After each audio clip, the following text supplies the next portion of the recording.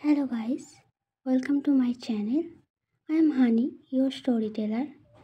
आज हम jail story my over positive CEO का नेक्स्ट पार्ट सुनेंगे।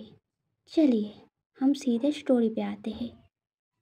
खुद के साथ ये सब बातें करते हुए रूही टायर्ड होकर एक टाइम पे अपना आंखें बंद कर लेता है। कुछ टाइम बाद जब काम करते हुए भूमिका को याद आता है कि रूही को मेडिसिन भी खिलाना है जो डॉक्टर ने प्रिस्क्राइब किया था, वरना उसका बॉडी पेन जल्दी ठीक नहीं होगा।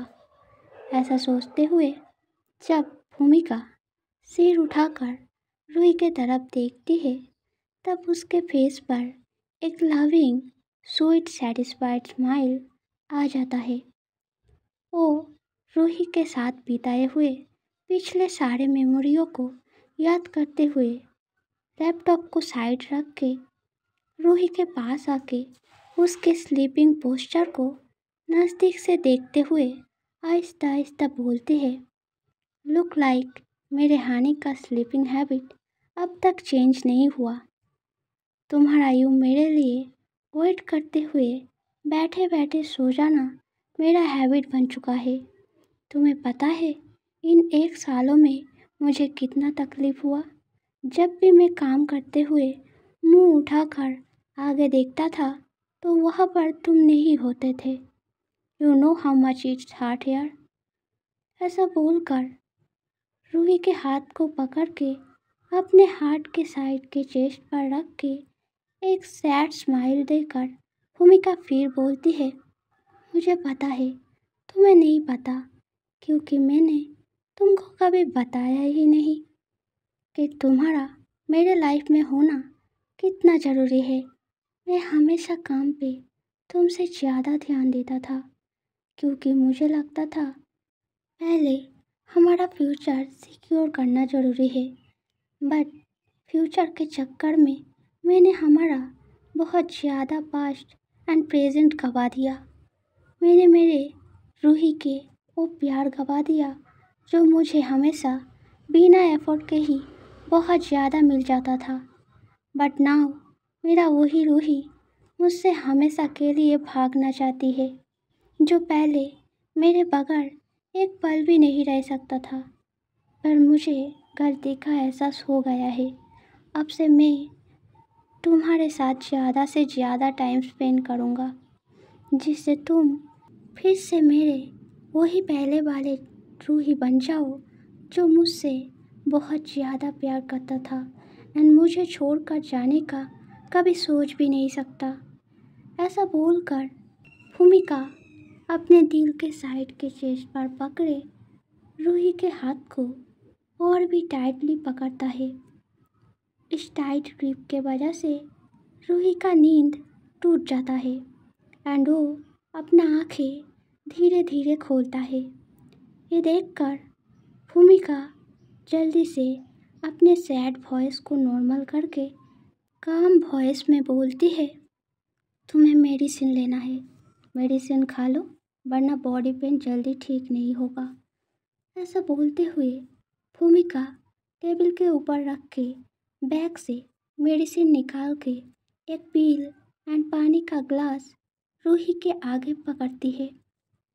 रूही स्ट्रेंजली एक बार भूमिका की तरफ देख के फिर उसके हाथों से पानी का ग्लास एंड पील लेकर खा लेती है। पानी के खाली ग्लास को रूही के हाथ से लेके टेबल के ऊपर रख के रूही को कंधे से पकड़ के बेड के ऊपर सुला के रूही को अच्छे से चादर से ढकते हुए भूमिका बोलती है, अब सो जाओ, कल सुबह तुम्हारा बॉडी पेन कितना हील हुआ देखकर फिर किटी को तुम्हारे पास ला दूंगी। किटी का बात सुनकर रूही का आंखें टीयरी एंड फेस पे टेंस एक्सप्रेशन देख के भूमिका एक एश्योरिंग स्माइल देके रूही के फोrehead पे एक किस करके फिर बोलती है, चिंता मत करो, वो बिल्कुल ठीक है। उसने खाना खा लिया है एंड वो अब सो रही है। इस ऑफिस में ही है, बिल्कुल सेफ है। अब तुम सो जाओ, मैं भी सोफे पर सो जाऊंगा ताकि तुम्हारे बॉडी पर चोट ना लगे। भूमिका के ये बात सुनकर रूही को बिल्कुल अच्छा नहीं लगता। उसे चिंता होने लगती है कि अगर सारी रात सोफे पर सोने से भूमिका के कंधे पे दर्द हो जाए तो। ये सोचकर रूही जल्दी से गुस्से वाले वॉइस में बोलती है, कोई ज़रूरत नहीं है। इतना ही फिक्र होता तो पहले ही मेरा बात मानकर ज़बरदस्ती वो सब नहीं करते। अब नाटक करने से क्या फ़ायदा। चुपचाप बेड पर सो जाओ, बस मेरे तरफ मत आना, उतना ही काफ़ी होगा। रूही का बात सुनकर उसके बीच के हाइडन केयर को समझकर भूमिका बहुत खुश होकर स्माइल करते हुए सोफे पर अपने सारे काम को वैसे ही खुला छोड़कर सीधे रूही के पास जाकर बेड पर सो जाती है। रूही कॉन्फ्यूज होकर सोफे के ऊपर रखे खुले फाइल्स एंड लैपटॉप को देखकर फिर भूमिका के तरफ देखती है। रूही देखती है भूमिका खुश होकर मुस्कुराते हुए चादर के अंदर घुसकर रूही के हाथ को पकड़कर चुपचाप आंखें बंद करके सो रही है। रूही गुस्सा एंड इरिटेट होकर भूमिका के हाथों के ग्रिप से अपने हाथ को छुड़ाकर बोलती है, मेरा हाथ मत पकड़ो, मुझे अनकंफर्टेबल लग रही है। भूमिका रूही के सीरियस एक्सप्रेशन एंड बातों को सुनकर थोड़ा सा सैड वॉइस में बोलती है, सॉरी। ऐसा बोलकर भूमिका अपना हाथ आंखों के ऊपर रख के सो जाती है। ऐसा देखकर रूही थोड़ा सा गुस्से वाले इग्नोरेंट वॉइस में बोलती है, डॉक्टर ने तुम्हें ऐसे सोने से मना किया था ना, एंड तुम्हारे स्लीपिंग हैबिट तो बदल गया था ना। भूमिका रूही के तरफ ना देखकर जैसे सोया था वैसे ही बोलती है, मेरा स्लीपिंग हैबिट जिसके वजह से बदला था वो अब मेरे साथ नहीं रहती, एंड मेरे नए स्लीपिंग हैबिट से उसे अनकंफर्टेबल फील होता है, इसीलिए मेरे पुराने वाले स्लीपिंग हैबिट ही ठीक है। भूमिका की बात सुनकर रूही अपने दांतों को ग्रीट करते हुए हाथ बढ़ाकर भूमिका के आंखों के ऊपर रखे हाथों को पकड़ के बेड के ऊपर रख के चुपचाप आंखें बंद करके सो जाती है। भूमिका इस एक्शन से पजल्ड होके एक बार रूही के तरफ देख के थोड़ा सा मुस्कुरा के पकड़े हुए हाथों के ग्रिप को और भी टाइट करके कामली आंखें बंद करके सो जाती है। दूसरे दिन सुबह जब रूही का नींद टूटता है तब उसे भूमिका कहीं नहीं दिखता। रूही थोड़ा उठ बैठने की कोशिश करती है एंड वो बिना एफर्ट के ही इजीली उठ बैठ जाती है। उसका बॉडी फिर से नॉर्मल हो गया है देखकर रूही बहुत खुश हो जाती है। तभी रूही को याद आता है भूमिका ने बोला था किटी इस ऑफिस में ही है, सो जल्दी से उसे ढूंढकर यहाँ से भागना पड़ेगा। ऐसा सोचकर रूही अपने बॉडी के ऊपर ढक के चादर को हटाकर जल्दी से बेड से उठने जाता है।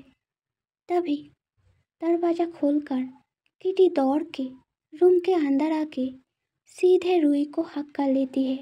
वो स्नाइप करते हुए रोते रोते बोलने लगती है, दीदी मैंने तो चॉकलेट खा के फिनिश किया था ना, तो फिर तुम कल मुझे लेने क्यों नहीं आए।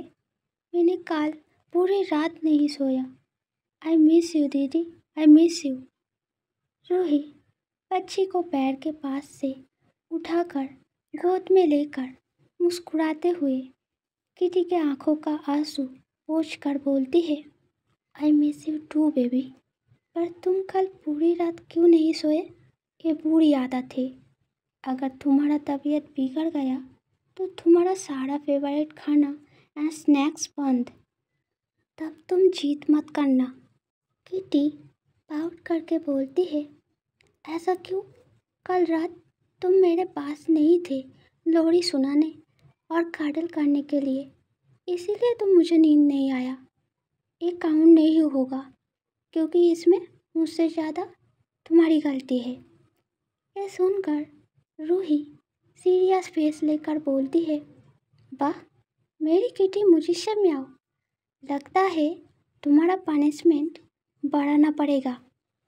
ये सुनकर किटी एकदम से रूही के गले को हक करके प्लीडिंग करते हुए बोलने लगती है, प्लीज़ दीदी इस बार का चीज़ काउंट मत करो ना, आई प्रॉमिस मैं अगली बार से ऐसा कभी नहीं करूँगी। ये हरकतें देखकर रूही जोर जोर से हंसते हुए बोलती है, अच्छा ठीक है, नहीं करूँगी काउंट, बट अगली बार से ऐसा मत करना, वरना पूरे महीनों के लिए तुम्हारा सारा फेवरेट खाना एंड स्नैक्स बंद कर दूँगी। तब मैं जो दूँगी वही खाना पड़ेगा, कोई नखरा या मनमर्जी नहीं चलेगा, याद रखना। वैसे तुमने चॉकलेट क्यों खाया? मैंने तुम्हें मना किया था ना, ऐसा करोगे तो फिर से डेंटिस्ट के पास जाना पड़ेगा। किटी सैड होकर रूही के फेस की तरफ देखकर बोलती है, पर आंटी ने बोला चॉकलेट ना खाने से तुम नाराज हो गए, इसीलिए मैंने वो खा लिया ताकि तुम नाराज ना हो। रूही कॉन्फ्यूज होकर किटी से पूछती है, आंटी? किस आंटी की बात कर रहे हो तुम? मैंने ना तुम्हें किसी अनजान पर्सन से कुछ लेने के लिए मना किया था। किटी सिर को ना में हिलाकर बोलती है, नहीं वो आंटी अनजान नहीं है, वो तुम्हारा फ्रेंड है। उस दिन स्कूल के बाहर रास्ते में जो आंटी तुम्हारा हाथ पकड़ा था और तुम उसे डांट लगा रहे थे, वही आंटी ने मुझे चॉकलेट दिया था। रूही गुस्सा होकर किटी से बोलती है, नहीं वो मेरा फ्रेंड नहीं है और तुम आगे से किसी स्ट्रेंजर से कोई चीज़ मत लेना, समझ आया? रूही का डांट सुनकर किटी होठों को पाउटी करके रोते हुए बोलने लगती है, पर उस दिन तो तुमने बोला था वो तुम्हारा फ्रेंड है, उन्हें आंटी बोलने के लिए, तो फिर क्यों डांटा? किटी के बात सुनकर रूही आंखों को बड़े बड़े करके ग्लेयर देकर बोलती है, रोना बंद करो, वो आंटी मेरा फ्रेंड नहीं है, इसलिए आगे से ना ही तुम उनके पास से कुछ लोगे और ना ही तुम उन्हें आंटी बोलोगे, समझ गए? किटी रोते हुए कुछ बोलने जाती है, तभी भूमिका रूम के अंदर घुसते हुए बोलती है, तो फिर कौन हूँ मैं? ऐसा बोलकर भूमिका एक स्मिंग करके रूही की तरफ देखता है। रूही भूमिका की तरफ गुस्से में देखकर बोलती है, तुमने किटी को क्या बोला? भूमिका रूही के क्वेश्चन का जवाब ना देकर वही क्वेश्चनिंग आइज में देखते हुए रूही की तरफ आगे बढ़ते बढ़ते बोलती है, तुमने मेरे सवालों का जवाब नहीं दिया, मैं कौन हूँ तुम्हारा? किटी को मुझे क्या बुलाना चाहिए? आप लोगों को स्टोरी कैसा लगा मुझे कमेंट में बताना एंड प्लीज़ मेरे चैनल को लाइक सब्सक्राइब करना। लव यू ऑल, मिलते हैं नेक्स्ट वीडियो में। Bye bye everyone.